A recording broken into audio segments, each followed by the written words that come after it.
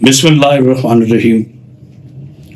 تمام حمد اس پاک اللہ کی جو عالمین کا رب ہے، اور لاکھوں درود و سلام سرکار محمد مصطفیٰ صلی اللہ علیہ وآلہ وسلم پر اور آپ کی آل اطہار پر جو ہمارے لیے باعث عزت و شفاعت ہے۔ سر محترم، ادارہ ابو ذر کی طرف سے، اس چینل کی طرف سے میرے بھائی نے مجھے حکم دیا، میں حاضر ہو گیا۔ ہماری حیثیت ایک طالب علم جیسی ہے، کیونکہ پوری کائنات میں طالب علم وہ چیز ہے کہ جو کبھی سیر نہیں ہوتا، چاہے وہ سمندر بن جائے۔ زندگی سیکھنے کا نام ہے، زندگی عمل کا نام ہے، زندگی اپنے پہ ریسرچ کرنے کا نام ہے۔ حیرت ہے، سائنس ٹیکنالوجی نے آسمان پر بجلی کے گھر بنا دیے، مگر زمین پہ مچھر کا پر نہیں بنا سکے۔ یہ ہے اس کی قدرت، یہ ہے اس کی حاکمیت۔ تحت الثری میں، سمندر میں مچھلیوں سے لے کر چھوٹے چھوٹے مکوڑوں تک اور آسمان پہ اڑتے ہوئے شہباز تک، ہر ایک کے رزق کا ایک ہی خالق ہے۔ دوستو یاد رکھیے گا، میں آج صرف اس لیے حاضر ہوا کیونکہ میری گفتگو میں کہیں تنقید نہیں ہوتی، کہیں دل شکنی نہیں ہوتی۔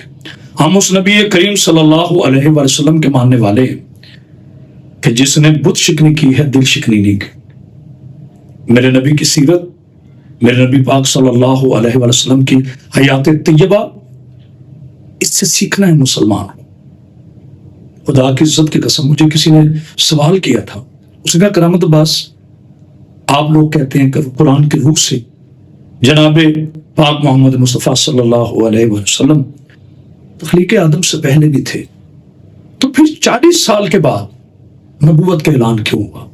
میں نے کہا پہلی بات تو یہ ہے کہ میں بتانے کا مجاز نہیں، یہ اللہ اور اس کے رسول کا معاملہ ہے، لیکن مجھ طالب علم کو نالائن رسول کا صدقہ جو ہلکی سی چیز عطا ہوئی وہ میں کہہ دیتا ہوں۔ تو میں نے کہا کہ 40 برس میرے نبی پاک صلی اللہ علیہ وآلہ وسلم کی نبوت خاموش رہی، کردار بولتا رہا۔ نبی نے آپ کو یہ درس دیا ہے کہ جب کوئی تنظیم، کوئی مسلک، کوئی عقیدہ، کوئی بھی بات کرو، اسے منوانے سے پہلے اپنا کردار منواؤ۔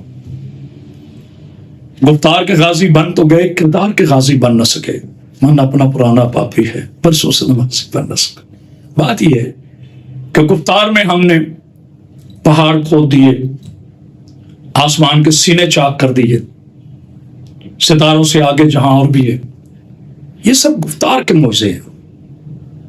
کردار کہیں اور کھڑا ہے۔ کردار میں آپ کو گفتار کی ضرورت نہیں رہتی۔ میں نے حیث القوم، میں نے حیث امت مسلمہ اپنی نوجوان نسل کے لیے ہاتھ اٹھا کے نہیں، ہاتھ جوڑ کے پیغام دیں۔ جن قوموں میں اپنے موسموں کی دل شکنی کی جائے، جس قوموں میں اپنے آپ کو پہچانا نہ جائے، جس قوم کے جوان سو جائیں۔ ایک چھوٹی سی بات مجھے یاد آ گئی، مجھے کسی نے کہا تھا کہ اسلام پہ زوال کیوں ہے؟ میں نے کہا اپنا سوال درست کیجیے، اسلام کو کبھی زوال نہیں آتا۔ اسلام امانت ہے تمام نبیوں کی، اور نبی کریم صلی اللہ علیہ وآلہ وسلم کی عظیم محنت ہے، اور پھر نواز رسول جگر گوشہ بطول سرکار امام حسین علیہ السلام کی عظیم قربانی، ذبح عظیم کے بعد قیامت تک انشاءاللہ اسلام کو زوال نہیں آ سکتا۔ یہ کہیں کہ اس کے ماننے والے، اس کے فالورز جو اپنے آپ کو مسلمان کہہ رہے ہیں، وہ زوال میں کیوں؟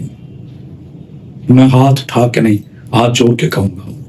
پہلے مائیں کہتی تھی بیٹے اب تو جاگ جاؤ، اذان ہونے والی ہے۔ آج کی ماں کو یہ کہنا پڑ رہا ہے بیٹے اب تو سو جاؤ، اذان ہونے والی ہے۔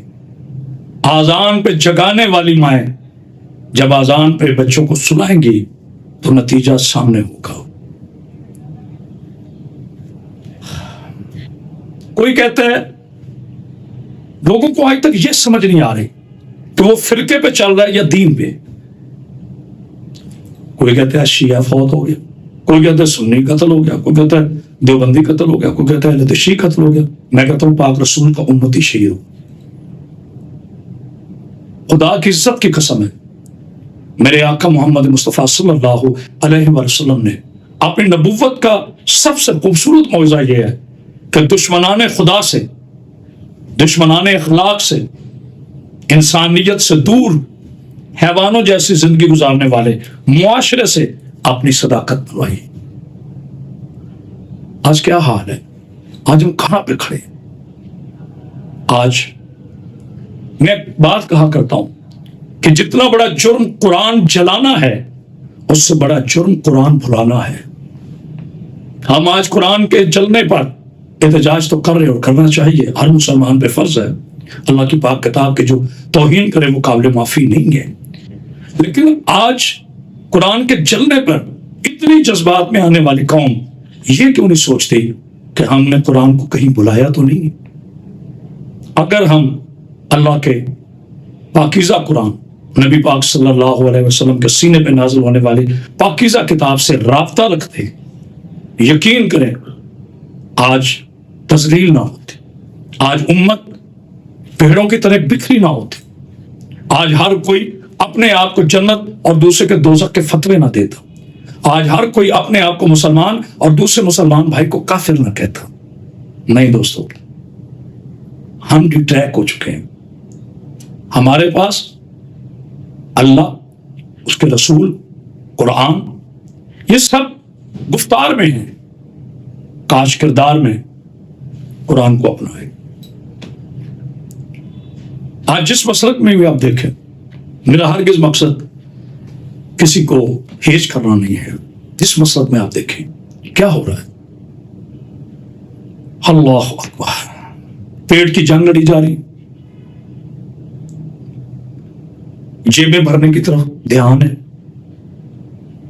عالم اسلام اور اسلام کے ماننے والوں کا دکھ سے یہود و نصارہ جب حملہ کریں گے وہ نہیں پوچھیں گے تمہیں شیعہ کون ہے، سنی کون ہے، دیوبندی کون ہے، وہ تمہیں محمدی سمجھ کے مار دیں گے. جب کافر تمہیں محمدی سمجھ رہا ہے اور ہم آپس میں ایک دوسرے کو دوسرے نام دے رہے ہیں، بالخصوص میں ہاتھ چھوڑ کر اپنے قوم کے جوانوں سے، ملت جعفریہ، اثناء شریف، خیر البریہ مذہب سے اپیل کروں گا کہ الحمدللہ ویسے تو ہم مسلمان خوش نصیب ہیں، جیسا نبی ہمیں ملا کسی کو ایسا نبی نہ مل سکا، جیسا گھر ہمیں خدا کا ملا کسی کو ایسا گھر نہ مل سکا، جیسی کتاب ہمیں ملی ایسی کسی کو کتاب نہ مل سکی، مگر ہم نے اس سے فائدہ کیا اٹھایا؟ آج بھاگم دوڑ ہے، آج ایک دوسرے کو نیچا دکھانے کی، نعوذ باللہ ذلیل کرنے کا درس کہاں سے دیا جا رہا ہے؟ مسجد سے، امام بارگاہ سے؟ نہیں.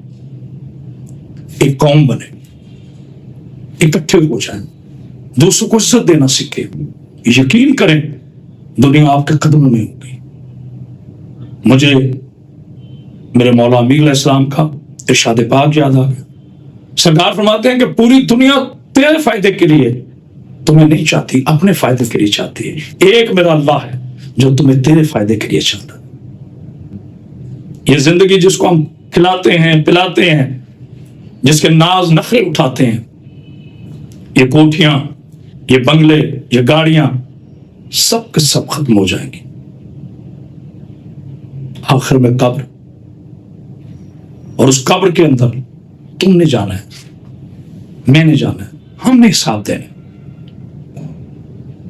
اپنے سے بڑے کی عزت کرو کیونکہ مولا امیر فرماتے اس کی نیکیاں تم سے زیادہ ہیں. اپنے سے چھوٹوں سے پیار کرو اس لیے کہ ان کے گناہ تم سے کم ہے. میرے نوجوان دوستوں، علماء حقہ کی عزت کریں، اپنے سے بڑوں کی عزت کریں. آج عجیب صورتحال ہے. ممبر امام حسین علیہ السلام سیاست کا نام نہیں ہے. ممبر امام حسین علیہ السلام عبادت ہے. اس کے لیے مجھ سمیت ہم تمام صاحبان ممبر صاحبان ذکر کو چاہیے محنت کریں، پڑھیں، اپنے سے سینئر سے سیکھیں، ممبر پہ کوئی ایسی بات نہ کریں جس کی آپ کے پاس دلیل کوئی نہ ہو، جس سے کسی مسلمان بھائی کا دل دکھے، جس سے فساد فی الارض پیدا ہو، ایسی بات نہ کریں۔ خدا کی عزت کی قسم آپ دیکھیں گے کہ اس تبلیغ کا کیا اثر ہوتا ہے۔ ادھر ادھر گھروں میں جھانکنے کے بجائے لوگوں کے حالات پہ غور کریں، اللہ کے پاکیزہ دین کے لیے آل محمد کی پاکیزہ سیرت کو اپنائیں۔ شہادہ معصومین کی سیرت پہ جب آپ چلیں گے تو انشاءاللہ ضلالت کسی کا مقدر نہ بنے گی، غلامی کسی کا مقدر نہ بنے گی۔ سب سے پہلے ہمیں اپنے آپ کو آزاد کرنا ہے، اس کو آزاد کرنا ہے۔ یہ جو نفس کے غلام ہے اس غلامی سے نکلنا ہے۔ پہلے نفس کی غلامی تو چھوڑو، حکمرانوں کی تم نے کیا غلامی کرنی ہے؟ ہر شخص اپنے نفس کا غلام ہے۔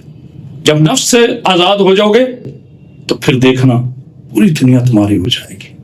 اس اللہ سے اور میں امید واسع رکھتا ہوں کہ مجھ سے بھی ہم تمام جتنے صاحبان ممبر ہیں، صاحبان بہت خدمات ہے ذاکرین کی، بہت خدمات ہیں واعظین کی، میں ان کی خدمت کو سلام کرتا ہوں۔ کوشش کریں، مزید کوشش کریں کہ ممبر امام حسین علیہ السلام کو ذاتی دنگل نہ بنائے اور کسی ایک فرد کی رائے کو دین نہ سمجھے۔ دین وہ ہے جو اللہ نے ہمیں بتایا، دین وہ ہے جو نبی پاک صلی اللہ علیہ وآلہ وسلم کی حیات طیبہ سے ملا، دین وہ ہے جو ہمیں صاحب نہج البلاغہ نے بتایا، دین وہ ہے جو ہمیں 12 اور 14 نے بتایا۔ کوئی میری ذاتی رائے کا نام دین نہیں ہے۔ قیاس کو، ذاتی فلسفے کو آپ حدیث اور قرآن سے اوپر نہ کریں۔ جب انسان اپنی اوقات میں رہ کر بات کرے گا، عزت انشاءاللہ اسے تلاش کرے گی۔ ساری زندگی اپنے آپ کو طالب علم سمجھے۔ بس اس پیغام کے ساتھ کہ ہم تمام نوجوانان ملت مل کر انشاءاللہ اس عظیم پاکستان کو، اسلام کو انشاءاللہ مل کے سنواریں گے، ہم بگاڑیں گے نہیں۔ میں پھر شکر گزار ہوں ادارہ صدائے گزار کے اس چینل پر کہ مجھے موقع دیا اور میں نے اپنا چھوٹا سا پیغام ریکارڈ کروایا، ان دعاؤں کے ساتھ کہ اللہ تعالیٰ ہمارا حامی و ناصر ہو۔ والسلام توفیق۔